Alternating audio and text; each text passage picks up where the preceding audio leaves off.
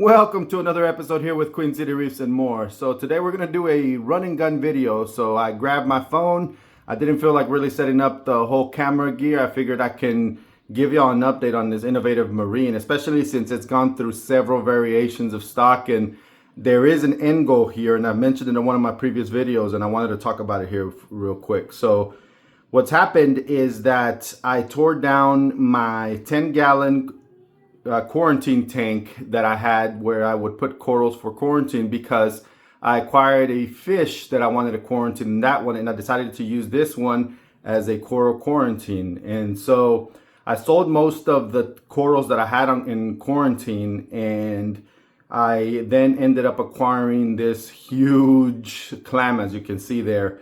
And I decided to go ahead and move the corals that I had in here back into my frag rack in the 310 gallon mega matrix, and put this clam in here for quarantine, of course, because like I've said in previous videos, everything that is going into any of my main displays has to go through a 30-day quarantine before it goes into my main displays. So I couldn't pass up this deal. As you can see here, I mean, this is huge. I mean, it's far away in the tank, but it literally fits like maybe a softball in my hand. And I just, the gentleman was selling his tanks and wanted to, or his one tank, and wanted to get rid of this clam. And so we did coral trade. I took a few frags and I ended up exchanging them for this clam right here. This is just I wouldn't know if a little colony of zoas, red zoas, because I had them in my main display and they all attach to this disc here, and I figured I would just put it in here for now until I find a home for someone else. I have way too many of these, so every time they stick to something, I ended up getting that out and I put it on Facebook for sale or for trade.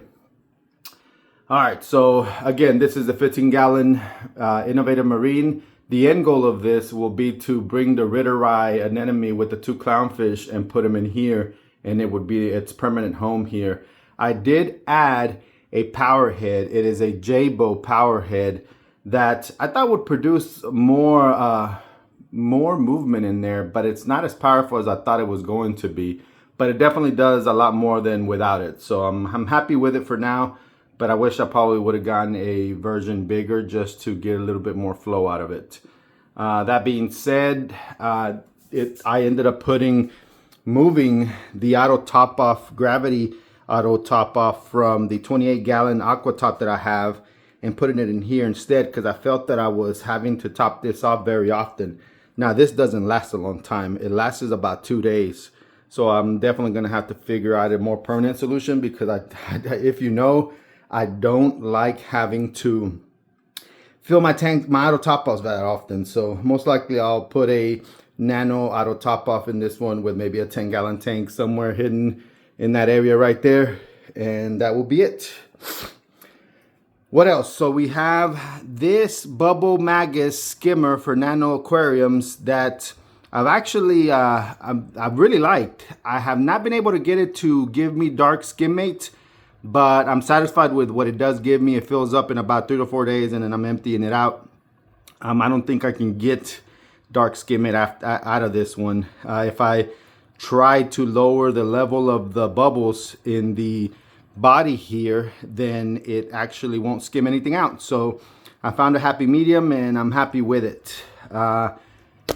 Oops, sorry. This here is a filter sock that I just got through washing, and I don't know if they sell those separately because I'm having to wash that and then put it back in.